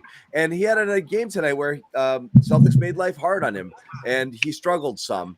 And again, every 3-pointer he takes is a friggin' gift, so thanks for that. But 14 for 32 field goals, 4 turnovers, and he had to work his ass off, both offense and defense, and he was gassed. He was visibly gassed at the end of the game. So I know, Bobby, where you were saying, we're worried Giannis could just start to take these games over on his own. I'm wondering whether the Celtics are kind of starting to wear him down. Well, everything's on him, right? No one else is going on that side. Right. He's making all the right passes. He's moving the ball at these double teams, and they did double him a lot more in this game. Lots of timely traps, forced a turnover when White got out for that layup in the 4th there. So they guarded him incredibly well in this game, and he still put 34 on them. Still put them in a massive hole in that 3rd quarter when he just put his head down and put Brown in foul trouble, put Grant in foul trouble. So you think of what he's able to do basically on his own out there. It's scary stuff, and he's still the reason I say this is going to come down to the last minute of the last game in this series. This guy isn't going to stop motor-wise until it's over. Now, he did slow a little bit in the 4th, just when I saw that moment where Smart was trying to help him up, and Giannis was just so gassed on that he gave because Giannis couldn't get up on that play. So there was a real fatigue factor, I think, that set in for him. But, man, look at the game he had still in spite of it all, with no help out there at all. I know, but they're making him work. If Giannis is going to shoot 14 for 32, that's a victory for you. Massive. It is, and they've done a great job. I mean, it's not horrible, but I mean, he had to jack up 30-something shots. I mean, 34 points on 32 shots. You'll take that any day. He's going to work there, and right, exactly. So I mean, it's not horrible shooting, but I mean, he's going to work there. They're making him work for it. Yeah, and he hasn't had to guard Tatum or anything like that. So that's the worry if you're Milwaukee. If that levy really broke against Tatum here, the stuff they've been doing with Holiday and Matthews and all the guys on the wings, and suddenly they have to put Giannis on him a little bit more, that might be what officially knocks Giannis out for the series energy-wise. They don't want to have to go there. But if Tatum does play at a certain level here, they might have to go here. So Tatum's still the swing guy on the Boston side, right? Everything's going to be decided by which Tatum they get here over these last 2 or 3 games. Yeah, and we talked about in the simplest form, and I know, Jimmy, we kind of mock this, but it's so true. It really just comes down to which of these teams is going to be hitting their shots. And the Celtics just have to shoot average, it feels like, to be able to win these games because their defense is just going to make it really hard on Milwaukee. You need either an otherworldly Giannis performance and even still, I mean, this 108, I think, is the high right now, right? For Milwaukee, this is a team that averaged 115 points per game during the regular season. I believe this is the high for the series, right? 108 from tonight? I think you're right. Fans are going to be all over Giannis on one. It might be one of the loudest it's going to be great. Against a player that the TD Garden has heard. They're going to be all over Giannis at the free throw line. Every time he, gets called for a foul or if it's a charge, this guy can't shoot. I hate to say it. I mean, we've been saying it, or I have been saying it. Over 4 tonight from 3. He airballed like an 18-footer tonight. If he's the free throw trouble's back too, Jimmy. Yep, free throw trouble's back. If he's not bulldozing his way to the hoop, he's not scoring. So The more games they play against this guy, hopefully the more they can figure out a way to try to defend him at the basket, because that's really, his only chance of, his only way of putting up 34 points is just going to the hoop, getting fouled, or, obviously got to give him credit for, his creativeness sometimes on his way to the hoop. He's so long, he can kind of get around guys, but anything out of 15 feet, this guy is a liability practically out there. Boring is what he is, hell. Jimmy. I've said it. The most boring superstar player. That's your take, Jimmy. That's your take. Most boring superstar player, honestly. You really I can name 20 guys I'd rather watch than him. Isn't he scary though, Jimmy? Would you use that word? You don't like those dad jokes that he tells? You don't like those? I love Giannis. He's so freaking likable. But I don't know how you can hate that dude. He's Seriously. such a likable guy. I don't hate him. But the question is, are they wearing? So drives you crazy. You've talked. Are they wearing him down? Are they wearing him down? I think they are. They absolutely are. There's nobody else capable of doing anything on that. I mean, Holiday aside, but even Holiday is not enough. I'm telling you, the deeper we get into this series, the more you're going to realize and recognize not having Chris Middleton is a killer for this team. Because this is the type of game tonight where Giannis was clearly, he looked fatigued, and this is where Chris Middleton can fill that gap. Because you're asking Drew Holiday to be in the role of Middleton as far as that number 2 scorer. That's just not who Drew Holiday is. And again, no knock against him. He's a hell of a player. But if he's your second best player, second best scorer, you're going to have a lot of inefficient scoring nights from your second best scorer because he's not a guy that shoots a high percentage. He certainly hasn't done that. Certainly hasn't done that in this series. Tonight was indicative of that. 5 for 22, 16 points. Come on now. Yeah, that's a good point, Sherrod. You know what, too? He's the guy who's putting a lot of effort on the other end, right? Yes. I feel like he's been so instrumental for them on defense, and obviously Giannis is too. But man, in terms of like manhandling the backcourt, or at least trying to keep up with them, it's a lot of work. It's a lot of work, and without Middleton, like that's another defender that they're missing. He's a good one too. He's not one of those guys who just strictly does offense and just a sharpshooter for the Bucks. He can play defense as well. So that's been a big loss in this series for sure. Yep. We're gonna start to wrap. So I do want to tell you guys once again, for everyone out there, check out our sponsor, please. Com.com. Yep, everybody. You needed that in the middle of this game. We did need it in the middle of the game, and we might need it now because we're so jacked up, and we've got at least 2 more games to go, and possibly 2 more rounds to go. Did you guys read off Zannis' text yet from the group or not? What? No, which one? That the game was over? What should I start with? Yeah, there's that one. Oh, I meant that one. No. My personal favorite was after this series, everyone's going to question Jason Tatum's stardom. But we acknowledged that. We acknowledged that. That was fair. We acknowledged it. This was a tear the script up game. I'll say that. Yeah. Heading into the fourth quarter, you fired off that text before the fourth. Heading into the fourth quarter, if Tatum finished the way he'd played that game, he was 6 for 18 and he wasn't generating anything and he was starting to sulk again. And if that's how this game ended and Tatum got knocked out by Giannis bullying his way, into a 4-1 series victory and Tatum went out like a chump. Yes, all of that goodwill that he built with the Celtics record would have and not being able to carry a team and shrinking on the big stage, his rep would have taken a massive hit.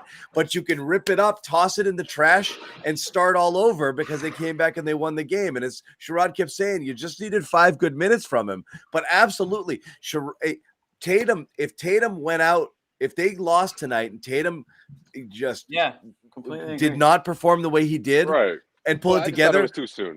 That's where it was trending. It was another bad Tatum game coming off a borderline career worst playoff game. That it was going to look all really eyes bad were on him going into this game. The eyes were on him, and it was going to be a 3-1 series lead with Tatum coming up small again. It was heading in a bad direction. So yes, I'll own that one. Yeah, I think because I thought he was that was going to look really bad for him, and again they turned it around. So you toss it. Yeah, I think that was fair. The game's over, though. I mean, none of these games are going to be over, it looks like, for Boston. The Bucks just can't separate. Yeah. Unless the 3-star reminding people for those who are still a little jacked up, calm.com/garden, #1 sleep and meditation app. Go there, 40% off a premium subscription. There's a lot of cool stuff there. At least go check it out. You can do a little trial. You can check it out. You can see what it has. Yeah. Cool music, sound effects, whatever it is that you're looking for there. Just allow you to kind of chill, get your mind right, get your body right. It's worth checking out. Get ready for Wednesday. You got to come down. Get ready for Wednesday. Come back up. Yeah. Calm.com/garden. Get yourself right. #1 sleep and meditation app out there. 40% off. Calm.com/garden. Guys, final thoughts on this one as we head back to Boston. All three of you guys heading out of there and coming home for Game 5 on Wednesday. Bobby, what do you got? Basically what I said earlier. It's exciting that they got out of this one with a win, but the work's far from done. You're going to get another huge Giannis game coming back to Boston. Plenty of more calls that are going to drive you crazy, and a huge effort needed on the defensive side of the ball to try to slow him. So this is obviously coming back to Milwaukee on Friday. I don't see any world where these two teams don't play a Game 7 on Sunday. This is the kind of series it is, and we might be all in for an all-timer here. I think Sherrod got next. Yeah, I can absolutely see a scenario where we come back here and the series ends here. We've all acknowledged the fact that every single game the Celtics have been within striking distance. Milwaukee has not been able to knock them on their ass and knock them out cold. Still hasn't happened. Yeah. And that to me gives me confidence that there is a chance, there is a scenario where I can see if the Celtics continue to take advantage of that real estate mid-range space, which they did a good job with. If Tatum starts playing more like top 5 Tatum for more than like 2-3 minutes and actually puts together like a 25-30 minute top 5 Tatum game, this thing could be over in 6. Because that's the Tatum game. Because when he's in that, because we've seen when he gets into that zone, it doesn't matter who's out on the floor. He's going to be the best player. He has not been that in this series yet, but would any of us be surprised if he had 1 or 2 games like that going forward where he was? I wouldn't. No, not at all. And I thought that this would be that game. And even though it wasn't, I think we sort of saw him plant the seeds here for that big game, whether that's in Boston or whether that's in Game 6. And maybe that's the Game 6 that closes out the series. Look, Bobby, I mean, not just to address Bobby, but I just feel like the Bucks this is exhausting for them. You build a big lead and then you see it go away. You build a big lead and then you see it go away. You lose home court now, head back to Boston. It's like a brand new series. I just think the Celtics have to do a good job of capitalizing on that and just sort of just take it from them. You know what I mean? Like not just continue to play uphill and eliminate those leads, but go get out to that big lead earlier, not just in the fourth quarter the way they did. Yeah, have a Game 2. Right. Send a message. Right. Have a Game 2, and I think a lot of that has to do with Jalen. I know Jalen's been going through a lot health wise, and it hasn't been the easiest series for him. But I would love to see him turn things around in Boston, and I think there's a good chance that happens.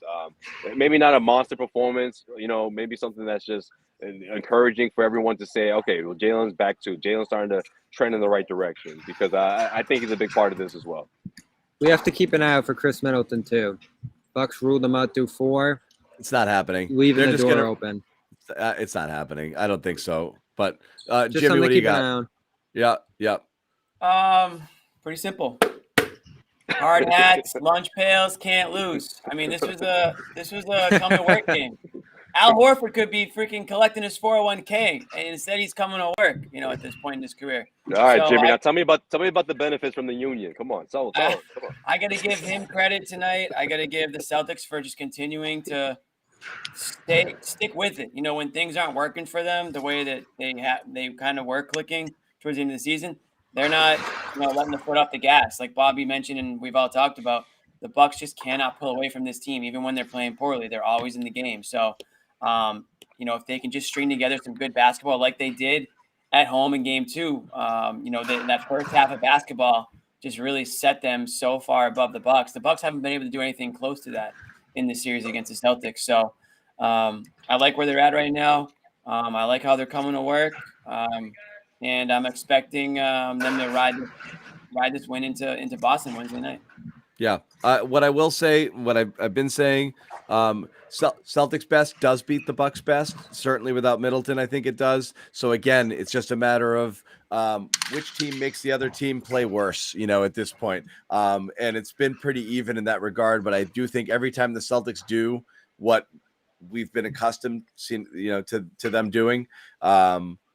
With their defense, which has been fairly consistent throughout, and just moving the ball and getting decent shots. I think they win. They just have to do it. And credit to the Bucks, they've made it hard on the Celtics to be able to do those things. But I do think right now, with these rosters as presently constituted, Celtics best beats the Bucks best. So that's what you're hoping you see. Also, I don't want to see Daniel Tice play another minute in this series. And that's all. That's my final. You're such a bully. You are such a bully. I don't want to see it. This was a night of bully ball. Okay, this was all about bully ball. Okay, so we've got to. We got to have thick skin here. No, I'm not gonna lie, John. If the Celtics dropped this one, I would have been all over Tice too. Like, come on, man. Give us something.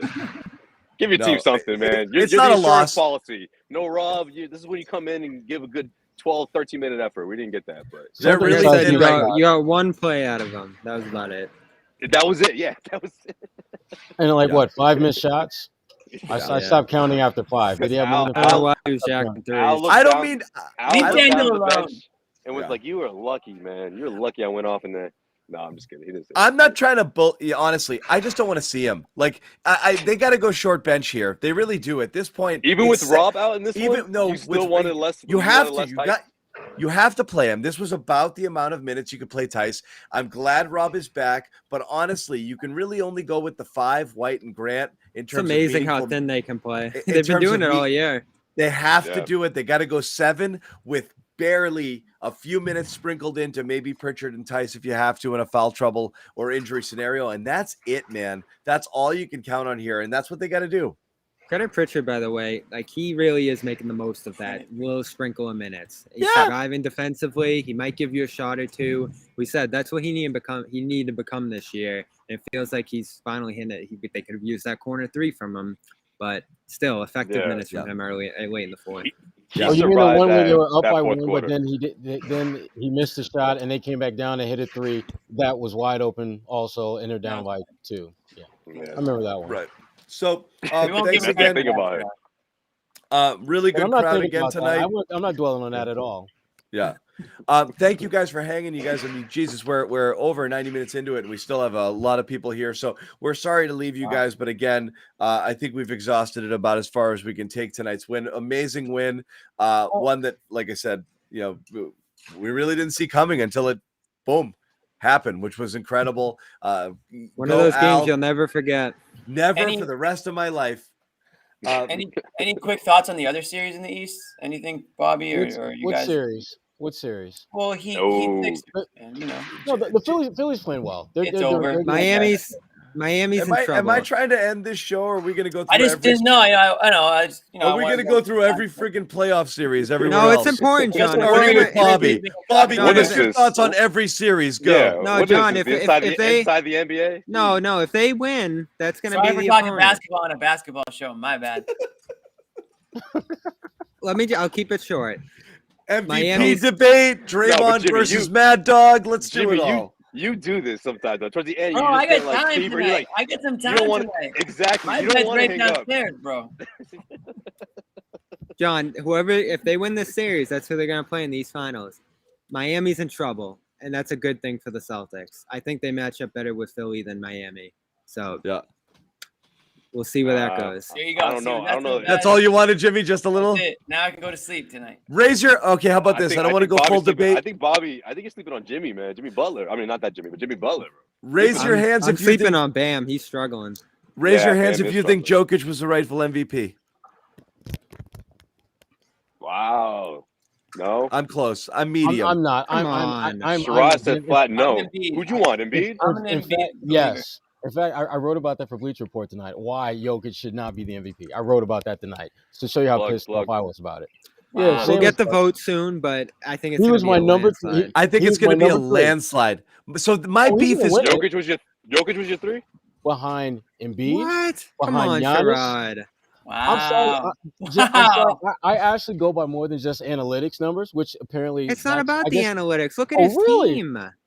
Blakely, he's the second best player. So Bobby, so we're going to celebrate the most impressive individual award for a guy that led his team to a 6th-place finish in a Western Conference that They won hasn't 48 games in a Told you, weak record man. Western Conference. The last team that got into the playing game in the Western Conference needed only 34 wins to do it. You needed 40 plus to get into the East. Let me ask you this, Sherrod, because you've But that covered the team that he league for a had, long though, time. I don't know, Sherrod. Oh, Have you ever? Sixers had problems all year, man. Embiid did a shitload for the Sixers this Y'all year. act like It was Jimmy- obvious when he was out the game. They how much had needed different him. kind of problems, Jimmy. You know that, though. Way Again, like I'm not discounting what problem. Embiid did, but have you ever, Sherrod, seen a single guy carry a team quite like Jokic did this year? When he went off the floor, they died. They collapsed. They were probably, I think they would have been the worst team in the West without him. And instead, they were a 48-win team. Bobby, you act as, again, he had a great season, and he was the most valuable player on the Denver Nuggets roster. But you're putting what he did above anything and everything that other players did in the entire NBA? No. Joel averaged 30-plus points, led the league. Do you know how hard it would be to lead the league in a score when they don't I'm not want your knocking position to play? Embiid. Well, There's nothing wrong with second place. Well, Jokic should understand that. He should be second place. Think about this, Bobby. Think about this for a second. Joel is doing things that the league is legislating him not to be capable of doing. I like this side of Sherrod. I like this. Keep going. Joel led the league in scoring in a league that doesn't want centers to even play, let alone score. But he did it with Tyrese Maxey and Tobias Harris, who isn't great, but much better than what the Nuggets Maxey's have. a revelation, though. Maxey's more of a newer thing. Are you sure that he did it with Maxey, or did he help Maxey become a better player? Oh, I'm sure he Let me helped ask him. this question, Bob. I like that. Bobby, let me ask you this question. Last time I checked, Bars. usually the MVP has a way of elevating the player goes around. Well, Jokic had over 8 assists a game. All right, let me ask you this. Should the NBA He also MVP can't play defense. be shut down by Grant Williams? What? Exactly. Wait, what? Good question. Should the NBA MVP be someone that Grant Williams can shut down? Well, No. Kevin Durant was he's won MVP, and I guess he's kind of Jokic been shut down. Jokic been shut down. But I used that argument last year, but Batman. Batman has shut down some pretty good players this year. So Grant should get some Defensive Player of the Year consideration. Zannis, I would agree with you if this were last season. I would absolutely. But Grant shut down a lot of guys this year that were really good. I know. I'm just messing around. So here's let me say this: Giannis is going to go under. It's going to be all Embiid and Jokic. Giannis was right there too. And again, Sherrod, I'm not saying Jokic blew those. I think he would have been mine too. I'm not saying Jokic blew those guys away. I think he beat them by like this much, but I do think he beat them. So here's my beef on the MVP is going to be the voting. And that's always been my thing. I'm going to be mad when it's a landslide because I think that's insane. That's fair. And so that's what bothers me is it's close. And so the argument should be, honestly, any of the three could have won it, and I think it would have been okay. But the Jokic people are insistent that anybody who picks anybody but Jokic doesn't know basketball, and that's the frustrating part of the conversation. All of them were good, were MVP worthy. Well, let me tell you this, John. You can make a good argument for every single person. I personally would have voted Giannis, and it would have been close. And not because I love because I think he's one of he's the best offensive and the best defensive player. I was thinking because you're Greek. On arguably a team that's going to go to the finals or could go to the finals, or on the defending champs. I think Jokic's metrics are slanted a little bit because his defense looks better than it is because of all of his defensive rebounds. We're talking about value, though, and it John. knocks his metrics into another chart. I think Luka is every bit as valuable to the Mavericks as Jokic is to Denver. So throw that argument out the window. I think it's garbage. If you're going to go simply by one player on a team that keeps him alive, Luka is the MVP because he absolutely he does had that everything. Well, then he would win it every year. Then he'd win it every year. So Exactly. I don't like that argument. So I don't want to. I want to toss But it's it. most that's what the award is, John. It's not If I was- entirely. It's whatever you want to for your candidate It's to most win. valuable player. It's a lot of For things. the but league. that's subjective. Not your It's team. subjective. if It's it a was lot of things. best- There used to be a world in which you could not win an MVP award if you were on any team that wasn't 1 or 2 top seeded. two. Or a top two team, unless your statistics blew everybody's doors off. If you averaged 40 points a game and the next closest guy was 20, I mean, not at 40, you'd have to have a massive statistical It's like difference. when Nash got back-to-back seasons because of the success of the Suns. So right now years. So the landslide is going to be an over-reliance on analytics that I don't think everybody fully comprehends why, and that landslide's going to bother me because it should be an extremely tight race. We know why, because the people who are speaking the analytics into existence are the people who are voting. Yeah, they're the ones they're voting. I mean, he has the counting stats too. He has good numbers. Period. He has great numbers. He's totally worthy on absolutely any metric, but it shouldn't be a slam dunk. It shouldn't be a landslide, and it shouldn't be if you didn't vote for Jokic, you're dumb. And that's kind of what the argument turned into, which bothers me. It is most valuable player though. If we were picking best player in the league, I'd pick Embiid. But the situation and the circumstances, I think, make Jokic the most valuable. That's crazy talk. It's not that hard to figure out, Jimmy. Why not? I mean, dude, like the most valuable player can easily be the best player too. I mean, like it could be, but this year wasn't. How can you say Embiid's the best player, but he's not valuable? All right, what do you guys think about the? What do you guys? He's not valuable. He's the second or third most valuable player in the league. What do you guys think? With that. What do you guys think about the AL? Yeah. Someone said someone hit the button. Yeah. Somebody hit the button. What do you guys think about the AL East? The AL East. I'm just kidding. The Red Sox are not doing well. Fuzzy asked that question earlier. That's all. I went to the Angels game. They 8-0 won last week, and that might be it for me this year. And I love baseball, but Bobby, I actually don't want anyone to answer that question. John was being facetious with that. I had to get it out there because man, I'm frustrated. Anyway, we are going to wrap it once again. Calm.com. We got ourselves all friggin' worked up again. We need some calm right now. Over the MVP. Don't insert the Red Sox. That doesn't help. No, that's going to get our blood going. Com.com/garden. Go check it out. 40% off. We're back on Wednesday from the Garden. All of these guys, Jimmy and I stay home because we're losers. Yeah. Send me back to Boston. Yeah. These guys are back at the Garden. Series tied 2-2. Everything looking good for the Celtics. Great win. Thank you, everybody, for hanging out all night long. We appreciate you all. Give us a follow. Give us a like. Give us $50 so I can give it back to Nick because I gave us $50 earlier tonight. Yeah, what's that all about? Give us a follow on Twitter if you want to be notified when we go live. We will put it out there. Our Twitter handles are up there now, or you can follow us at Celtics CLNS and all of our good content here. Look to our YouTube channels and our website, CLNS Media, for more post-game content coming from tonight. Until Wednesday, we will see you guys later. Bobby, press the button. Now you can press the button.